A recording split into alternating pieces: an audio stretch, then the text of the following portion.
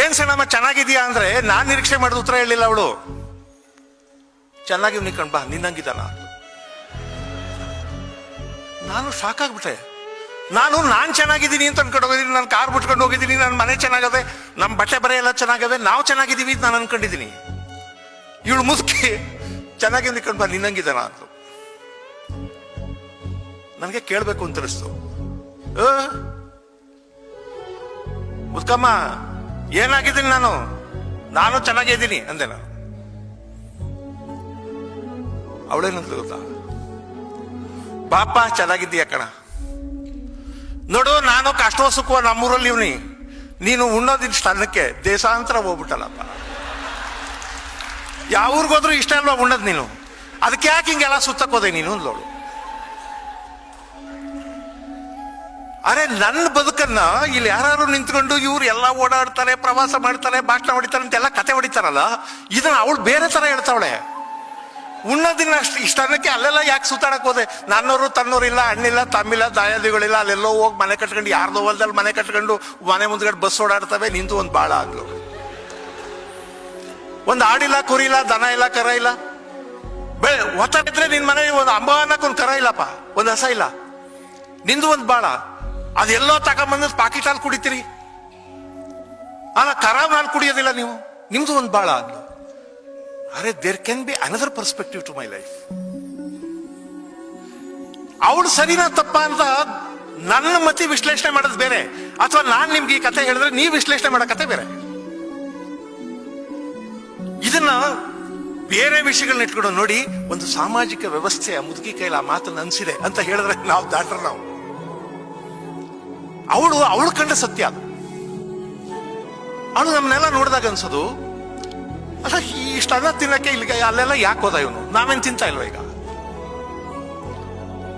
ಆಮೇಲೆ ಇವಳು ಒಂಚೂರು ಸಂತೋಷ ಪಡಿಸ್ಬೇಕಲ್ಲ ಅಂತ ಅನಿಸ್ತು. ನಿನ್ ಕಾಲದಲ್ಲಿ ಬಹಳ ಕಷ್ಟಪಟ್ಟಿದ್ಯಾ ನೀನು ಪಾಪ ಅಂದೆ ನಾನು. ಅವ್ರಿಗೆ ಹೆಂಗ್ ಅನ್ಬೇಕು, ಅಯ್ಯೋ ಈಗಿನವ್ರು ಏನ್ ಮಾಡ್ತೀರಿ ಬಾ, ನಾವು ನಮ್ಮ ಕಾಲದಲ್ಲಿ ಕಷ್ಟಪಟ್ಟು ಅಂತ ಹಳೆ ಕತೆ ಹೇಳ್ತಾಳೆ. ಅದಕ್ಕೆ ನಿಮ್ ಕಾಲದಲ್ಲಿ ಬಹಳ ಕಷ್ಟಪಟ್ಟಿದ್ಯಾ ನೀನು ಸಣ್ಣಮ್ಮ ಅಂದೆ ನಾನು. ಈಗಿನವ್ರನ್ನ ಬೈತಾಳೆ, ಮಗನೋ ಸೊಸೆನೋ ಬೈತಾಳೆ, ಬೈಕೊಳ್ಳಿ ನಮ್ಗೇನಂತೆ, ಬಹಳ ಕಷ್ಟಪಟ್ಟಿದ್ಯಲ್ವಾ ಅಂದೆ ನಾನು. ತಿರ್ಗಾ ಉಲ್ಟಾ ಹೊಡೆದು ಮುದುಕಿ,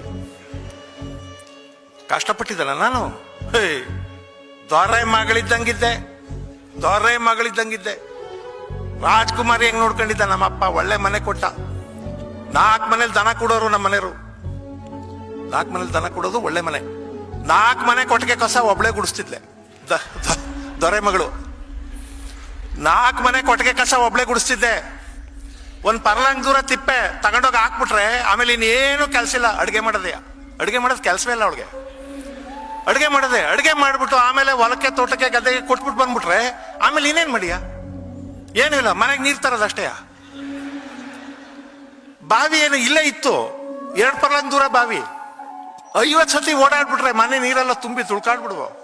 50 ಸಲ 2 ಪರ್ಲಾಂಗ್ ದೂರ ಓಡಾಡಿದ್ರೆ ಮನೆ ನೀರೆಲ್ಲ ತುಂಬಿ ತುಳ್ಕಾಡ್ಬಿಡ್ತಿದ್ವು. ಆಮೇಲೆ ಇನ್ನೇನು ಕೆಲಸ ಇಲ್ಲ. ಸಂದಕ್ಕೆ ದನ ಕರ ಬರುವು, ಅವನ್ನೆಲ್ಲ ಗೊಂತ ಕಟ್ಬಿಟ್ಟು ಇನ್ನು ರಾತ್ರಿ ಅಡುಗೆ ಮಾಡ್ಬಿಟ್ಟು ಬಂದವ್ರಿಗೆಲ್ಲ ಇಕ್ಬಿಟ್ಟು, ಇದ್ರೆ ಉಂಡ್ಬಿಟ್ಟು, ಇಲ್ಲರೆ ಶಿವ ಅಂತ ತಲೆ ಕೆಳಗೆ ಕೈ ಕೊಟ್ಕೊಂಡು ನೆಮ್ಮದಿಯಾಗಿ ಮಲಿಕತ್ತಿದ್ದೆ. ರಾಜ್ಕುಮಾರ್ ಇದ್ದಂಗಿದ್ದೆ ನಾನು.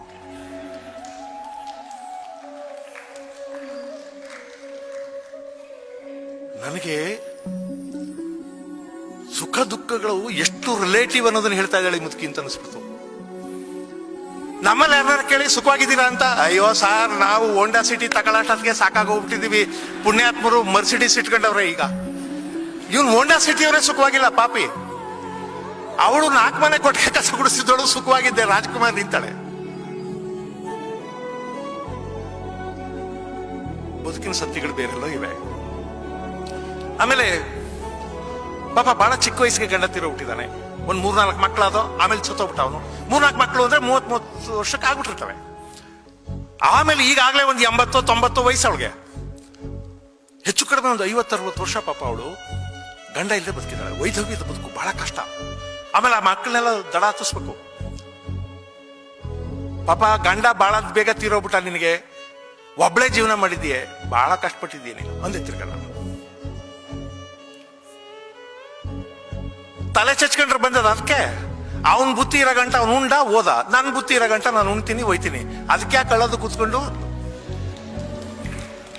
ಯಾವ ಸಂತನಿಗೆ ಸನ್ಯಾಸಿಗಿದೆ ಹೇಳಿ ಈ ಮನೋಧರ್ಮ? ನಾವಿಲ್ಲಿ ಕೂತ್ಕೊಂಡು ಫಿಲಾಸಫಿ ಹೇಳ್ಬೋದು. ಬದುಕಿನ ಸತ್ಯಗಳು ಬೇರೆ ತರ ಇವೆ. ಈಗ ಅವಳಿಗೆ ನಾವು ಇಂಟರ್ಪ್ರಿಟ್ ಮಾಡೋದೇ ಅಲ್ಲ, ಅವಳು ಬದುಕಿನ ಒಂದು ಸತ್ಯ ಹೇಳ್ತಿದ್ದಾಳೆ. ಈಗ ಅಂಥದ್ದೊಂದು ಪಾತ್ರ ಇದ್ರೆ ಈ ಪಾತ್ರನ ಇಟ್ಕೊಂಡು ಈ ಪಾತ್ರವನ್ನ ವೈಭವೀಕರಣ ಮಾಡಿದ್ದಾರೆ, ರೊಮ್ಯಾಂಟಿಸೈಸ್ ಮಾಡಿದ್ದಾರೆ, ಈ ಪಾತ್ರ ಬಹಳ ಅದ್ಭುತವಾದದ್ದು ಅಂತ ಅನ್ಕೊಂಡಿದ್ದಾರೆ ಅಂತ ನಾನು ಹೇಳಕ್ ಹೊರಟ್ರೆ ನನಗೆ ಒಂದು ಲೋಕಸತ್ಯವನ್ನ ತಿಳಿಯುವ ಬಗೆಯುವ ಅವಕಾಶದಿಂದ ವಂಚಿತರಾಗ್ಬಿಡ್ತೀನಿ ಅಂತ ಅನ್ಸುತ್ತೆ ನನಗೆ.